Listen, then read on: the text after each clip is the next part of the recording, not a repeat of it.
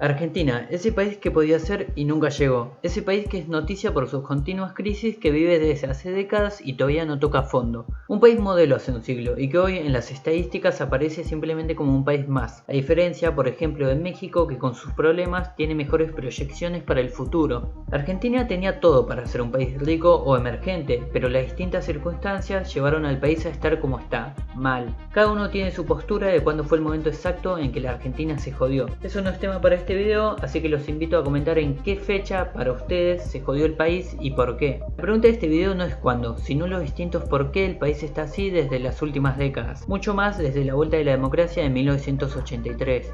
Hoy veremos 7 problemas sociales, económicos y políticos que sufre Argentina. Me presento, esto es Balance de Tiempo.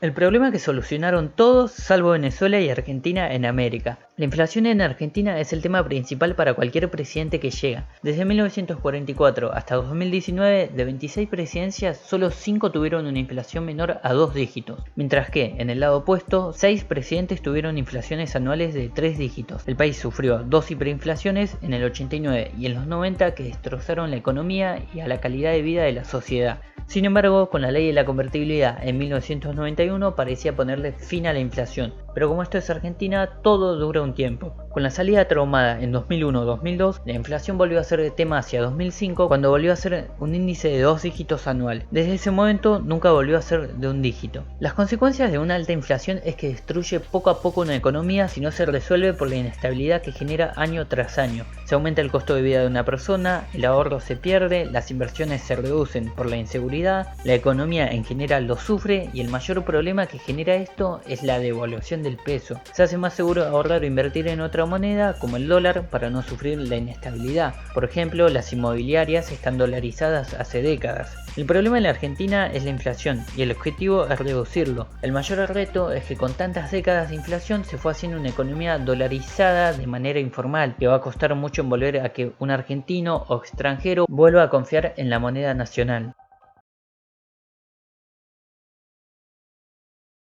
La corrupción, un problema para todo gobierno latinoamericano. Muy pocos gobernantes salen impunes de algún caso de corrupción. En Argentina, desde la democracia, hay numerosos casos de corrupción. Alfonsín con los pollos de Mazorín y la gestión del banco hipotecario, Menem con las privatizaciones y, bueno, lista larga. De la Rúa con los sobornos en el Congreso, Néstor con sus cajas. Cuando veo estas cajas, éxtasis. ¿Vos sabés que esta? Cristina con las causas Los Sauces, Guatesur y Macri con la causa del correo argentino y de los aportantes truchos. Ningún presidente puede salir con las manos limpias después de su presidencia. Pero esto no es solo para los presidentes, podemos ir a niveles más bajos donde la corrupción es peor, corrupción para clientelismo político o para tener mansiones, como la esposa del exgobernador tucumano Alperovich. Gobernadores, intendentes, diputados, concejales, sindicalistas y la lista es larga porque la corrupción es generalizada para el Estado. Peronistas, radicales o de cualquier signo político, su común denominador es que vieron pasar la corrupción o pasaron con ella muy cerca y no hicieron nada. Y si hicieron, es difícil que tengan resultados. Denunciar porque las causas se guardan para el rato, porque el Poder Judicial también está lleno de corrupción y de pase de influencias. Tal vez la solución para que la Argentina crezca definitivamente es que se deje de robar por 2 años, como dijo Barrio Nuevo. Tenemos que tratar de no robar por lo menos 2 años en este país y los empresarios. Si bien en la mayoría de los países, cuando se cambia el gobierno de color político, se espera distintos cambios, como es de esperarse, pero sin romper lo que hizo tu antecesor. En Argentina esto no pasa, para el que llega todo lo que hizo el anterior estuvo mal y tiene que ser cambiado. Es así como en cada cambio de gobierno es traumático para un estado. Lo que se trató de hacer se tira y se empieza de nuevo. Es así que no se puede construir nada porque obviamente los gobiernos no están en una generación, sino 4 o 8 años. Y si se quiere trabajar en políticas públicas con los resultados esperados, se tiene que trabajar bajo un mismo paradigma por más que cambie el gobierno. Seguir en una misma línea, cambiar, pero bajo ese paradigma, no crear uno nuevo. Si se quiere avanzar en distintas cuestiones como la educación, la economía, la salud u otros aparatos del Estado en declive, se tiene que delinear políticas concretas y en consenso para que cuando llegue un gobierno distinto respete los pasos que siguieron antes de que llegó. Conclusión, dejaron los extremos políticos y trabajar bajo un mismo lado, con sus cambios, obvio, pero bajo mismos paradigmas y mucho más importantes en cuestiones de educación, salud, etc., que las políticas erradas, ineficaces y corruptas de diferentes gobiernos pusieron al sistema en una decadencia pura. Si bien la Argentina no tiene un crimen organizado y redes de narcotráfico con tanta capacidad como sufre el país mexicano, estos dos tipos fueron aumentando en los últimos años y siendo un problema en áreas como Rosario, Santa Fe.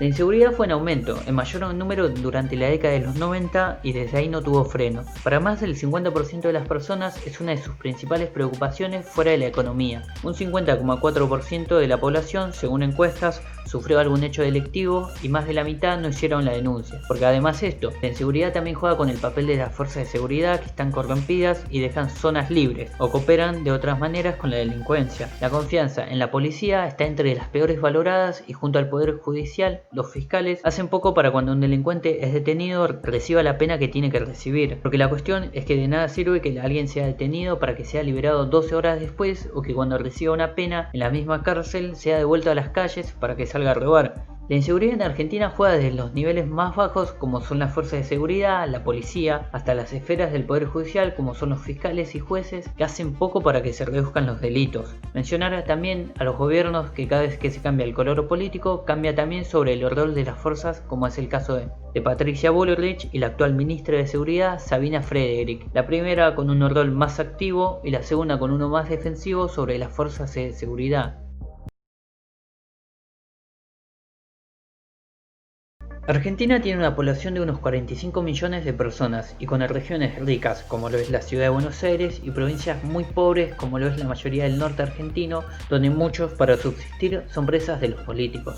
En los últimos 30 años la pobreza argentina medida por ingresos nunca fue menor del 25%, haciéndose una pobreza estructural muy difícil de bajar. Con los datos del INDEC, organismo independiente que mide la pobreza, en Argentina hay un 35,5% de la población por debajo de la línea de pobreza y distintas consultoras estiman que para fin de año llega al 40% y la indigencia vaya a pasar del 7,7 al 11%. Un dato más duro es que según proyecciones del UNICEF, la pobreza infantil para finales del 2020 pasa a ser a un 62,9%. Es decir, se llegaría a 8,2 millones de niños y adolescentes en situación de pobreza. Un problema grave. La pobreza para un niño es muy distinta para lo que puede ser un adulto. Tiene un menor desarrollo físico y mental por una alimentación insuficiente, un posible abandono escolar por diferentes motivos, desinterés, inserción laboral, y lo más importante, la privación de poder disfrutar una infancia o adolescencia con todo lo que conlleva, además de tener menos posibilidades de tener un futuro estable tanto en condiciones físicas, educacionales, mentales, etc. Un problema a futuro muy difícil. Una población con niveles bajos de educación y de trabajo precario es presa de cualquier político que le interese su poder y no el progreso del país. La independencia de las funciones del Estado es requisito esencial para el correcto funcionamiento de una república democrática con todo lo que eso conlleva. Un poder ejecutivo argentino que ve a sus dos compañeros no como eso, sino como estorbadores de su manejo. Los poderes del Estado, el poder judicial, legislativo y ejecutivo, fueron creados para contrarrestar el peso entre sí y darle un mejor funcionamiento al Estado y a las instituciones en sí. Al no poder hacerse esto, se vuelve ineficaz y corrupto. En la Argentina, el Ejecutivo maneja su interés el poder legislativo. Por ejemplo, en 2019, el Congreso realizó 15 sesiones sancionando solo 37 leyes. La poca iniciativa y experiencia de parte de los legisladores por crear leyes produce el vacío que tiene el Congreso argentino, desde hace años poniéndolo como un actor irrelevante y de un cero a la izquierda para contrarrestar el peso que tiene un presidente que para evitar enviar leyes recurre al DNU, decreto de necesidad y urgencia, donde todo se hace más fácil mientras el Congreso está como si nada. El Poder Judicial no es independiente de esto, su poca independencia se traduce en el amiguismo con los oficialismos, mientras sea oficialismo. Una vez que termina eso, los jueces empiezan a investigar, y rara vez termina en algo serio porque muchos están enlazados con los actores de la política. La conclusión de todo esto es que la presencia de un ejecutivo fuerte pone en problemas a la democracia y al Estado. Se suma el juego del que gana se queda con todo y el que pierde suma resentimiento y para cuando lleguen ellos van a hacer lo mismo. No hay ningún contrapeso para poner un freno a los distintos atropellos que puede sufrir la vía institucional y que lo que vale es llegar al Ejecutivo porque el Ejecutivo maneja todo el país.